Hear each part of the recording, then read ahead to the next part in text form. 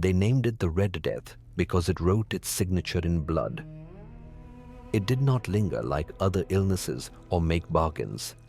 It struck with a sudden ache that felt like knives under the skin, heat that blurred the eyes, and a red dew that gathered at the pores as if the body itself had sprung leaks. It was a fast tyrant. An hour could divide laughter from silence, the warmth of company from the cold fact of a body that no longer answered its name. In towns and farms alike, doors stayed shut, bells rang until there were no hands left to ring them, and then the world fell to a murmuring stillness that even dogs were afraid to trouble. Prince Prospero watched the first wild weeks with a gaze that refused to surrender. He was not a man who enjoyed the sight of defeat, not his own, not his realm's. He loved bravado, theater, risk that looked like courage when it wore gilt. When the Red Death began to chew through his country like a fire in dry reeds, he devised an escape that felt like a performance and a victory at once. He summoned 1,000 companions, chosen not for wisdom nor piety, but for their vigor, their appetite for delight, their ability to turn a grim day brighter simply by deciding to be merry. The call was answered by lords and ladies, poets who had never written a line in the rain, musicians who had only ever played for happy crowds, and youths with light hearts and quick feet. They came to a great abbey house the prince owned, a fortress with high walls and iron gates, with supplies enough to feed their pleasures for months. He ordered the bolts drawn and the welders to their work. The gates were fused shut until metal married metal and the seams grew smooth. Servants rolled in carts of wine, wheels of cheese rich as summer, jars of preserved fruits, bales of silk. A few, glancing back over their shoulders toward the far-off villages, whispered doubts. Prospero shrugged those away with a smile that meant to charm them into forgetting. "We have witten walls," he told his inner circle as torches flared above the gate. "That is more than plague has." Inside the fortress ran a suite of 7 chambers that pleased the prince for their strangeness. They curved and angled in such a way that one could not see from the first to the last. Every doorway framed a surprise. The first room was dressed in blue, curtains and carpet the shade of a winter sky just before evening. The next wore purple like old royalty. The next green as new leaves. Then orange that seemed warmed from within. After that, white so clean it asked for quiet. Then violet, deep and dreamy. The 7th, waiting at the end like a secret, was a black room lined with velvet that drank the light. Its tall windows were set with panes the color of darkened rose, so that any flame passing through them turned the air a bruised red. By the wall in that last chamber stood an immense ebony clock with a pendulum that swept like a measured breath. When its hour struck, the sound was pure and full enough to make conversation pause without anyone being told to hush. Dancers froze mid-turn, glasses hovered in the air. A song's last note hung unsung. People looked at one another with forced smiles, pretending the pause amused them. The silence ate a heartbeat or two, and then the echo dwindled and their laughter rushed back in, louder than before, like water gushing through a newly opened gate. Time inside the abbey rearranged itself. Days blurred into evenings that turned into small hours, while lutes and viols stitched their silk threads through the rooms. Prospero's company played games of quick-wit. They read poetry aloud and applauded politely even for bad verses. They wore costumes in daylight just to see the way color changed as one passed from room to room. If someone brought news of the outer world, the number of dead in a nearby town, a harvest left to rot in the fields, The prince would wave a jeweled hand as if brushing dust from a sleeve. "The world is stubborn," he would say lightly. "It will still be there when we open our doors. Today we live." Once a steward came with an earnest face and a hushed voice. "Highness," he said, "the folk outside are starving." "The gates. Could we not—" Prospero's smile cooled a degree. "Do you wish to wheel the Red Death in on your cart with the flour? Number. We were wise enough to bar the door. We will be wise enough to keep it barred. Be brave in here. That is your charge." When the months grew thick with repetition, the prince announced a revel to surpass all others. He stood up in the violet room and lifted a cup. "A masquerade," he declared. "Not a handful of masks, but transformations. Let your imagination be your only master. Be empires and comets and birds that no one has seen except in dreams. We will make a night to shame the gods for their envy." The promise quickened the blood of the bored and the fearful alike. They stitched and hammered and painted. They broke mirrors by accident and stood laughing at the omen. When the appointed night arrived, it began in the blue chamber with a murmur that swelled into a chorus. The musicians wore disguises as clever as any courtiers. One had made his head a lantern of painted glass. Another wore a helmet fringed in bells that chimed when he bowed. The crowd swayed like a garden of strange blooms. A woman whose gown glittered like snow under moonlight. A man built into a gilded cage he could barely move in. A trio of friends dressed as the phases of the moon who kept losing each other and then reuniting with glee. They drifted, carried by the music and one another, from blue to purple, from purple to green. In the orange room, the light made skins look like ripe fruit. In the white room, everything softened. In the violet room, laughter felt like warm wine, and each hour, as if to punctuate their refusal to think about time, the ebony clock did its work. At the first strike, conversations thinned. By the third, feet halted. By the last, eyes had sought other eyes, confirming that everyone had heard it. When the chime faded, someone always laughed first, too loudly, and then the rest followed, eager to trample the echo. Near the middle of the night, a duchess leaned into her partner in the green room and whispered behind her mask, "That clock is an old scold.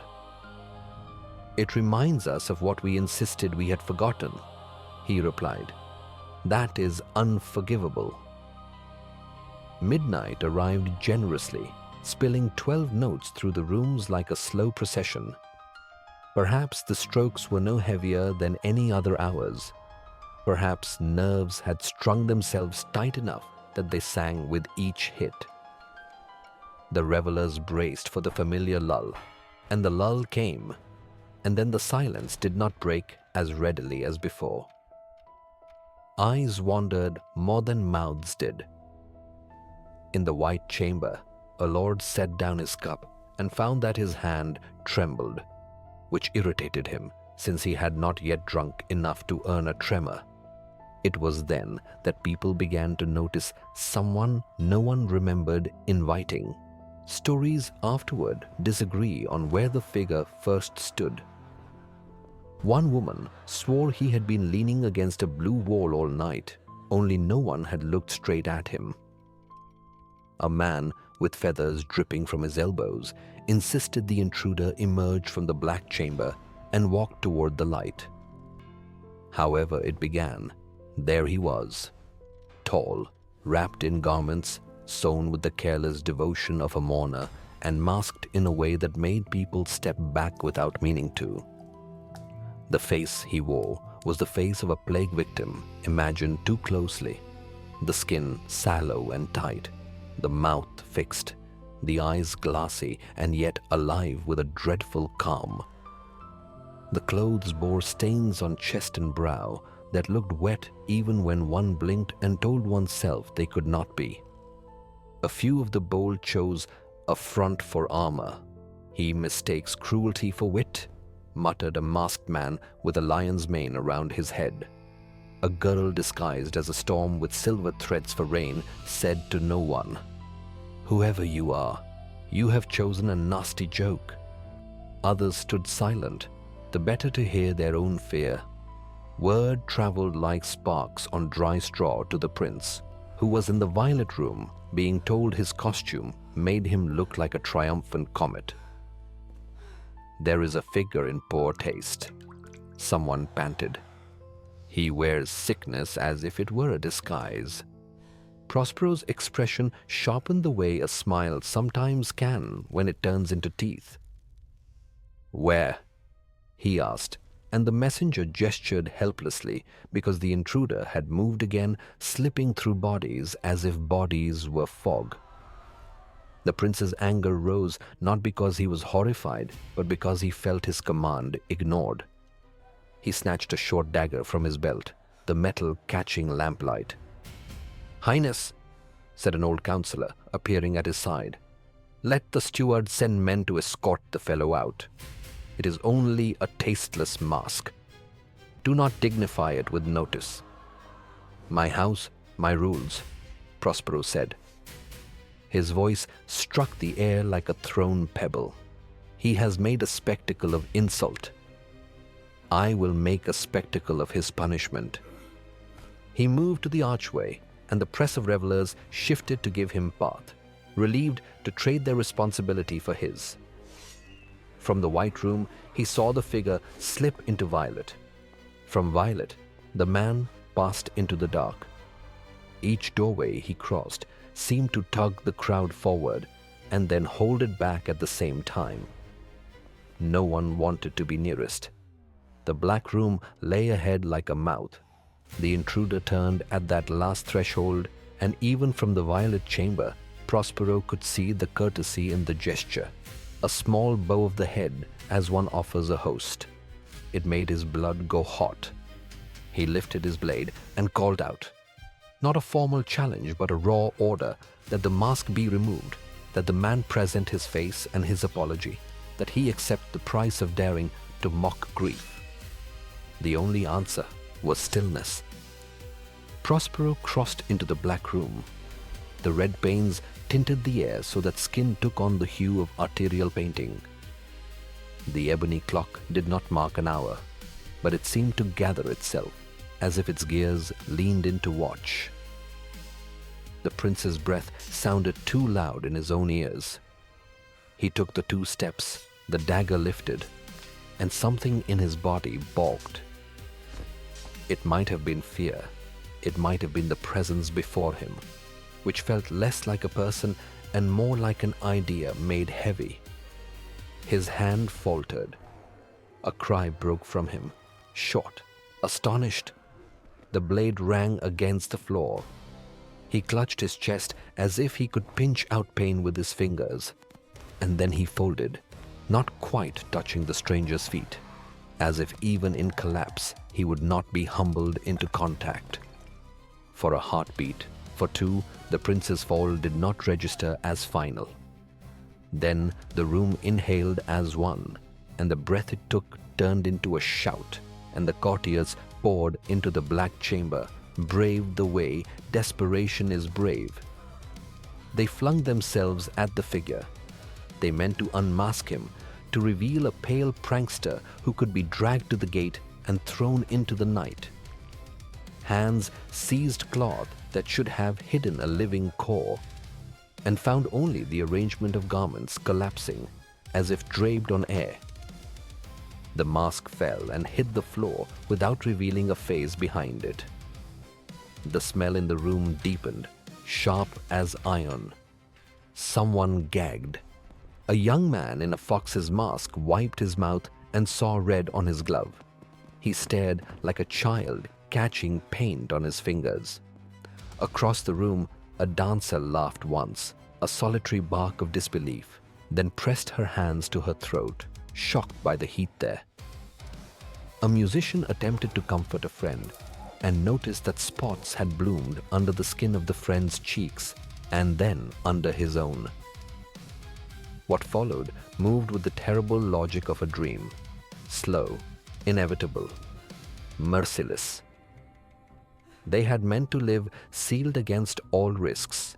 Instead, they discovered they had trapped themselves in a fine casket with their fare. They tried to fetch help, but the gates that had protected them would not uncross their arms. Some ran, and the running fetched them only from blue to purple to green, around and back again, as if their panic were a toy the rooms enjoyed. Some sat down and spoke to themselves as if explanation could be stitched between breaths. A few knelt and attempted prayers they only half remembered, the words tangling with coughs. The ebony clock spoke the next hour to a room that hardly heard it.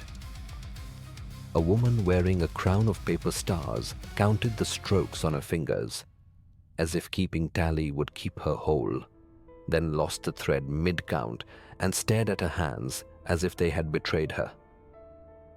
The chime thinned.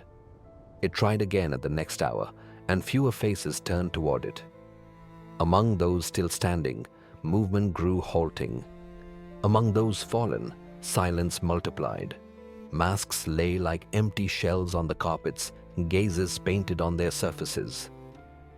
By degrees, the 7 rooms became what they had always threatened to be, a pageant of passage. The blue chamber, that first soft light where even fear seems far, stood quiet. The purple room, with its pride, dimmed. The green cooled. The orange room, where ripeness had glowed, surrendered its warmth. The white paled into a privation of color. The violet lingered longest, like a last show of grandeur. The black chamber waited, red panes glowing like embers about to flicker out. The clock made one last effort, ticked as if out of habit, and then fell hushed, its pendulum settling like a stopped breath. Beyond the walls, the fields endured their seasons without blessing from those who once lorded over them. In the towns, a door creaked open where no hand had knocked for days. A child ran into a lane to chase a stray cat and was called softly back by a voice that could not afford to be loud. The Red Death, which had made itself at home in a place built to keep it out, went its own way, because that is what it does. It visits where blood moves and lungs draw air. It writes its signature and moves on. It does not respect velvet any more than it respects rags. In the abbey, there remained the echo of laughter that had tried to drown out the sound of the clock, the glitter of costumes stripped of wearers, the quiet in which even ambitious souls fall equal. Prospero's plan had been beautiful in its craft and fearless in its refusal to concede. But beauty and bravado are not keys that fit the lock of mortality. Walls can keep out beggars and thieves. A masquerade can keep out boredom. Neither can bar a truth that belongs to everyone. The revelers had danced as if dance were a spell. They had believed that merriment could repeal the single law that has never been repealed. In the end, all they unmasked was the absurdity of that belief.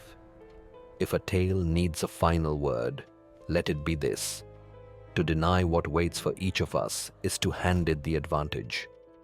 Courage is not a fortress and a welded gate. It is a clear gaze and an honest reckoning. The clock does not strike to mock us. It strikes to measure what we have been given. And neither music, nor silk, nor wit can outshout that sound for long.